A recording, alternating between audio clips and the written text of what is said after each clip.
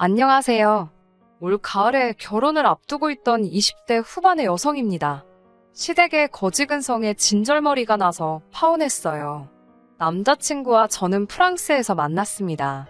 당시 프랑스 회사에서 인턴을 하고 있었던 저는 남자친구와 어느 식당에서 처음 만났습니다.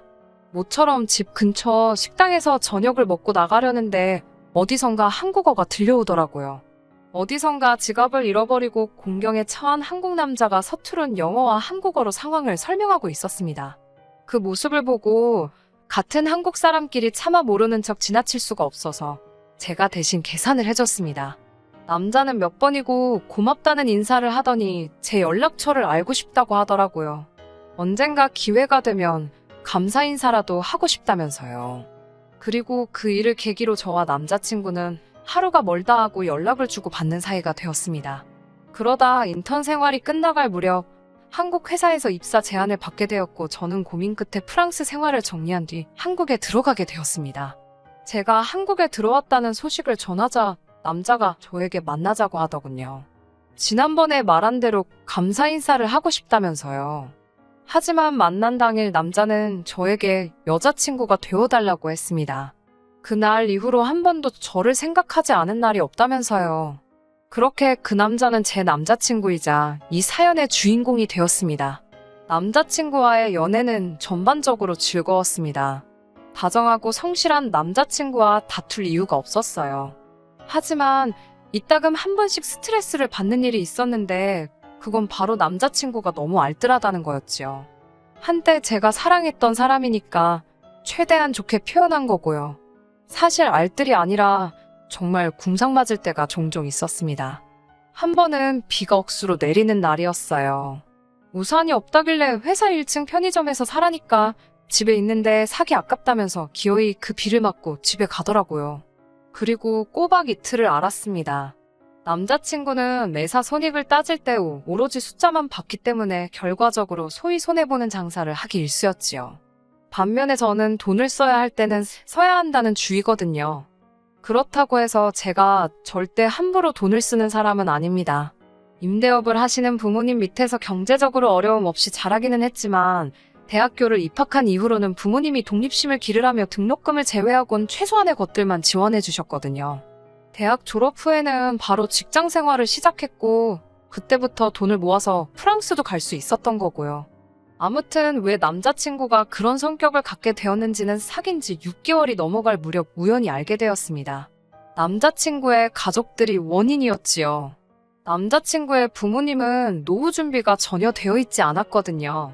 게다가 남자친구보다 3살 많은 형은 결혼까지 한 상황이었는데 제대로 된 직장이 없어서 실질적인 맞이 노릇은 남자친구가 하고 있었습니다. 그렇다 보니 경제적으로 늘 촉각을 곤두세우고 살 수밖에 없었던 거지요. 사귄 지 1년째 되던 날 남자친구가 정식으로 프로포즈를 해왔습니다. 솔직히 경제적인 문제가 조금 신경 쓰이긴 했지만 제가 좀 더 쓰면 된다고 단순하게 생각했던 게 지금 돌이켜보면 문제였던 것 같아요. 결혼 이야기가 본격적으로 나오면서 시댁에 인사를 가게 되었습니다.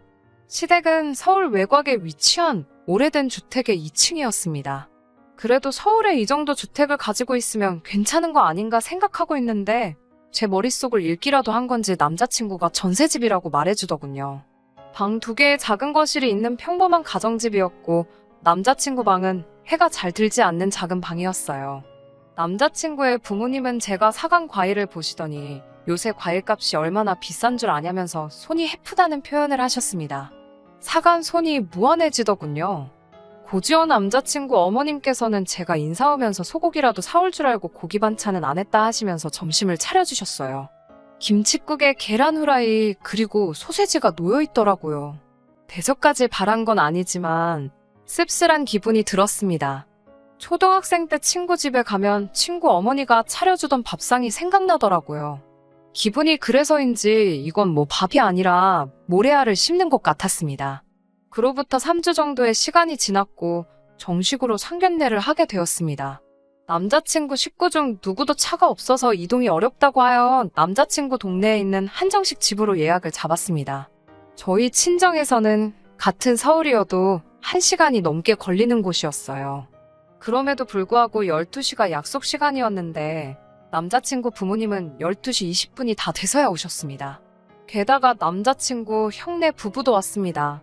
상견례 자리인 만큼 양가 어른들만 모시는 줄 알았는데 형님 부부의 애들까지 데리고 오셔서 적잖이 당황스럽더군요. 약간의 가벼운 이야기가 오가다가 저희 부모님께서 먼저 애들 살 집은 어떻게 하면 좋으시겠냐고 물어보셨습니다. 그러자 남자친구 어머니께서 요즘 젊은 사람들이 얼마나 똑똑하냐면서 둘이 상의해서 잘하겠지 않냐며 우리는 어른으로서 지켜봐 주기만 하면 될 것 같다고 하시더군요. 혼수나 예단 같은 것도 다 저희가 알아서 할 거라며 믿고 냅두자고 말씀하셨어요. 그때는 말씀 뒤에 숨겨진 뜻을 정확히 파악하지 못했습니다. 상견례가 끝나고 나오는데 남자친구 부모님도 형네 부부도 계산할 생각이 전혀 없어 보이더군요.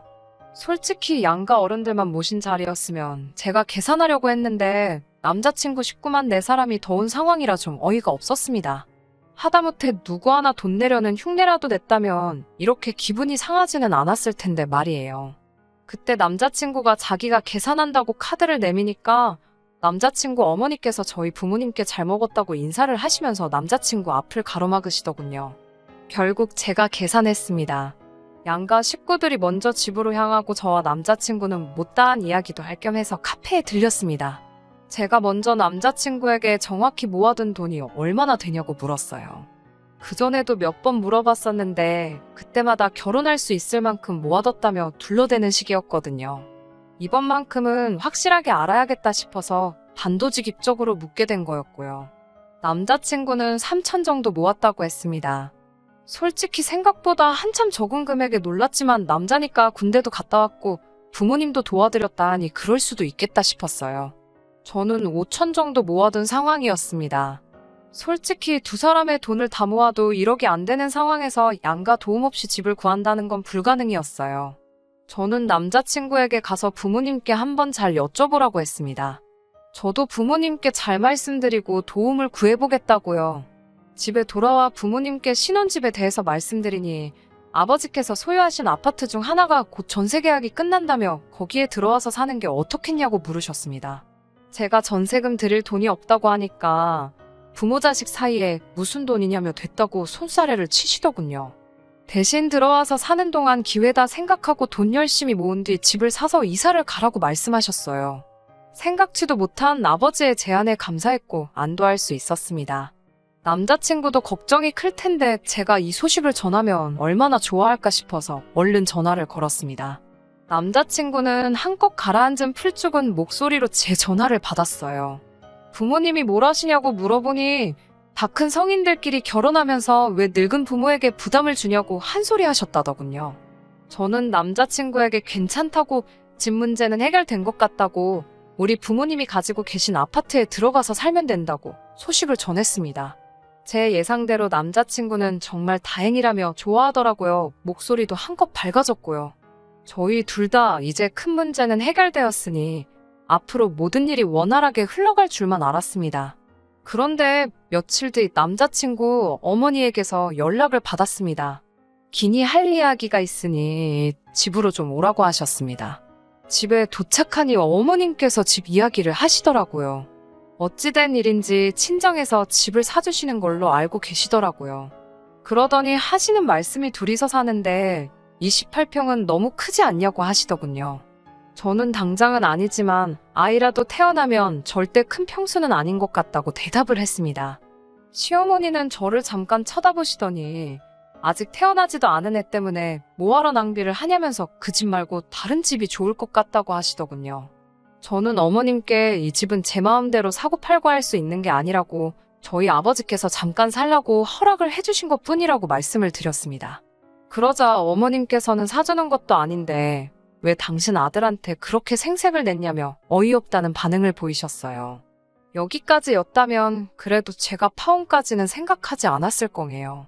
어머님 입장에서도 며느리가 집을 사들고 오는 줄 알았는데 그게 아니라 잠깐 빌려 사는 거라고 하니 김이 샜을 수도 있다고 생각해요. 하지만 어머님의 상상력은 제가 생각했던 것보다 훨씬 어이없고 황당하기 짝이 없었습니다. 며칠 뒤 다시 어머님께서 집으로 오라고 호출을 해오셨습니다. 그러더니 또 집 이야기를 꺼내시더라고요. 곰곰이 생각을 해봤는데 묘수가 떠올랐다며 한번 들어보래요. 남자친구 형네 부부가 지금 사는 집이 전세보증금이 1억 2천인데 그 돈을 빼서 저희 부모님이 가지고 계신, 그러니까 저희를 살게 해주신다는 집에 전세로 들어가서 살겠대요. 그러면 이제 저희 부모님이 1억 2천이 생기지 않냐. 그 1억 2천으로 저희 집을 하나 사주시면 되는 거 아니냐고요. 세상에 시세고 뭐고 다 무시하고 제멋대로 난리가 났더군요. 얼마나 어이가 없던지 웃음이 날 지경이었습니다. 저는 혹시나 시어머니가 시세를 전혀 모르시는 건가 싶어서 하나씩 천천히 설명을 해드렸어요. 일단 저희 아버지가 저희 살라고 한 집은 전세보증금이 기본 3억이 넘고 1억 2천으로는 가당치도 않다고요. 그리고 왜 멀쩡히 잘 살던 집 보증금을 빼서 저희 살 집으로 오신다는 거냐고 물으니 형네 부부는 애까지 가족이 넷인데 18평에 살고 저희는 고작 2명인데 28평에 사는 건 불공평하다는 거예요. 황당했지만 남자친구 어머니랑 왈가왈부도 하기 싫어서 가만히 듣고만 있었습니다. 그러자 어머님은 마치 당신이 엄청 논리적이라서 제가 대꾸를 못하고 있다고 생각하셨는지 양쪽 어깨에 힘이 한껏 들어간 눈치였어요. 저는 뒤이어 그리고 저희 부모님이 받으신 그 전세보증금이라는 1억 2천으로 어떻게 저희한테 아파트를 사주실 수 있겠냐고, 그런 아파트가 있으면 형네 부부가 사면 되겠다고 따졌습니다. 그러자 어머님은 갑갑하다는 듯 절 쳐다보시고는 저더러 요새 1억 2천짜리 없는 걸 누가 모르냐며 저희 부모님이 돈이 많으니까 좀 더 보태주시면 되는 거 아니냐고 그러시더군요. 결혼하면 한 가족 되는 거고 그러면 서로서로 돕고 살아야 되는 거 아니냐고요. 그래서 제가 그러다 형님네 부부가 나간다고 하면 저희 부모님은 무슨 돈으로 전세보증금을 빼드리냐고 하니까 걱정 말랍니다. 형네 부부가 설마 그런 걸로 사돈어른을 고소하겠냐고요. 그러면서 대신 저희 부모님이 사주시는 집은 반드시 공동명의로 하라고 하시더군요. 도대체 무엇이 어머님을 이토록 착각하게 만든 건지 알 수는 없었지만 더 이상 이야기를 들어드리는 것만으로도 헛된 희망을 드리는 행위가 되는 것 같아서 일단 남자친구와 이야기를 해보겠다며 자리에서 일어났습니다. 이튿날 남자친구를 만나 어머님이 하셨던 이야기를 토시 하나 빼먹지 않고 전달했습니다. 남자친구가 경악을 금치 못하더라고요. 자기는 저희 아버지가 집을 도와주신다고만 표현했지 사주신다 어쩌신다 그런 말은 하지도 않았다면서요. 저는 속으로 그래도 남자친구는 제정신이라 다행이라고 생각했습니다. 그런데 남자친구가 조심스레 그런데 어머니 말씀도 아예 말이 안 되는 건 아니지 않냐고 슬며시 물어보는 거예요. 1억 2천으로 두 가정이 행복해질 수 있다나요? 한심하고 어이가 없어서 뭐라고 대꾸할 힘도 안 나더군요. 제가 한참을 말없이 앉아있으니 남자친구가 왜 그러냐며 무슨 말이라도 해보라고 저를 재촉하더군요. 당시 제 머릿속은 헤어지자는 소리를 어떻게 꺼낼지 생각하느라 분주했습니다. 결국 저는 고심 끝에 그 어떤 미사여구도 더하지 않고 담담한 목소리로 이 결혼은 안 하는 게 좋을 것 같다고 했습니다. 남자친구는 갑자기 왜 그러냐며 그냥 제안을 해본 거라고 싫으면 안 해도 된다면서 상황을 수습하려고 들었지만 제 귀에는 하나도 들어오지 않았어요. 집에 돌아와 이불 뒤집어 쓰고 누워있으니 어머니가 무슨 일이냐고 물으시더군요. 저는 남자친구 어머니가 한 이야기를 또다시 전달했고 어머니는 살다 그렇게 멍청한 이야기는 처음 듣는다며 시골리기 전에 그래도 알아서 다행이라고 이혼보다는 파혼이 낫다며 잘 생각했다고 하셨습니다. 고지원 남자친구에게선 계속해서 전화가 걸려왔고 저희 어머니가 저 대신 전화를 받으셨어요. 남자친구는 저에게 사과하고 싶다며 한 번만 만나게 해달라고 저희 어머니께 허락을 구하고 있었습니다. 어머니가 어떻게 하고 싶냐고 물으셔서 마지막으로 한번 만나고 오겠다고 했어요. 그래도 결혼 이야기가 나올 만큼 사랑했던 사람인데 좋게 마무리하고 싶더라고요. 남자친구와 평소에 자주 가던 카페에서 만나게 되었습니다. 그런데 카페에 도착하니 남자친구 옆에 어머니도 와 계시더라고요. 형네 부부까지요. 이 가족들은 왜 매번 이렇게 다 같이 붙어 다니나 한숨이 나오더군요. 남자친구는 다들 저도 보고 싶어하고 이야기도 하고 싶어해서 데리고 나왔다면서 제 눈치를 살폈습니다. 형네 부부는 그 와중에 무슨 빙수를 주문해서는 다른 테이블로 이동을 하더라고요. 어머님께서는 저를 보더니 늙은이를 여기까지 오게 해야 했냐며 참 못됐다는 식으로 말씀하셨습니다.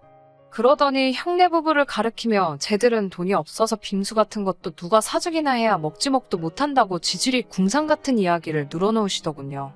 그러더니 제 손을 잡으시면서 너네 집은 돈이 많다면서 모르는 사람도 돕고 사는 마당에 왜 가족들 사람한테 인색하게 구냐고 사람 좋은 총말씀을 이어나가시더군요. 하지만 제 마음은 이미 확실히 정해진 상태였기 때문에 죄송하지만 그렇게는 못해드린다고 딱 선을 그었어요. 그러자 어머님께서 진짜 욕심도 사납다면서 가족들 다 고생하는데 너만 배부르고 등 따시게 살고 싶은 거냐고 하시더군요. 남자친구는 그런 어머님 곁에서 제대로 한마디 말도 못하고 저더러 참으라는 식으로 눈짓만 해대고 테이블 아래로 제 발을 툭툭 치고 그런 식으로 신호를 보냈습니다. 그때 제 결정에 확신을 가졌지요. 이 인간하고 결혼하면 망하는 건 시간 문제라는 걸요. 저는 남자친구 어머님께 일단 댁이 가난하고 돈이 없는 건 저와는 아무런 상관이 없다고요. 제가 어머님이라면 여자 쪽에서 이렇게까지 해준다는데 고맙다고 넙죽 절은 못할지라도 고마운 마음은 가질 것 같은데 정말 염치가 없으신 것 같다고 했습니다. 저는 이 결혼할 생각 없으니까 제대로 굴러가지도 않는 머리 적당히 쓰시라고요. 그러자 남자친구가 저더러 말이 좀 심한 거 아니냐며 어머님 딴에는 어떻게든 아들 둘 다 최대한 좋은 방향으로 풀리게 해보려고 노력을 하신 건데 그걸 그렇게 삐딱하게 알아듣냐고 나서더군요. 저는 남편에게 등신 같은 게 돈도 하나 없으면서 누가 이 집구석에 시집 올지 불쌍하다고 받아쳤습니다. 평생 이렇게 지질이 궁상 떨면서 잘 살아보라고도 한마디 해줬네요. 남자친구가 순간 절 때리려는 거였는지 손을 올리길래 나한테 손대면 니네 엄마한테 그대로 돌려줄 거라고 소리를 질렀습니다. 너무 화가 나서 눈치를 못 채고 있었는데 돌아보니 카페에 있던 많은 사람들이 저희를 보고 있었어요. 저는 부끄러운 동시에 솔직히 해냈다라는 기분도 들더군요. 하고 싶었던 말을 다 토해내고 나니 속이 후련한 게 희열 같은 것도 느껴졌습니다.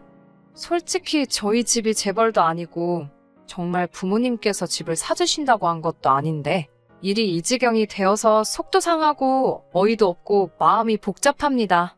하지만 평생을 같이 살아갈 사람이기에 정서적인 부분도 경제적인 부분도 전부 다 중요한 것 같아요. 집안 형편 차이 나는 게 뭐가 그리 대수겠냐 생각했는데 저희 집이 무슨 자선 사업하는 곳도 아니고 거지근성으로 똘똘 뭉친 집구석에 질질 끌려다닐 바에야 이렇게 단칼에 잘라내버린 게 정말 잘한 일이라고 생각이 되네요.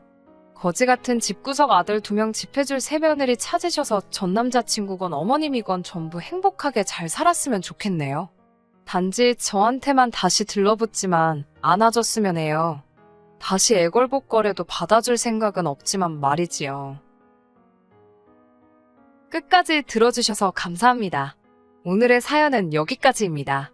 구독과 좋아요, 알람 설정 부탁드리고 더 좋은 사연으로 다시 찾아뵙겠습니다. 감사합니다.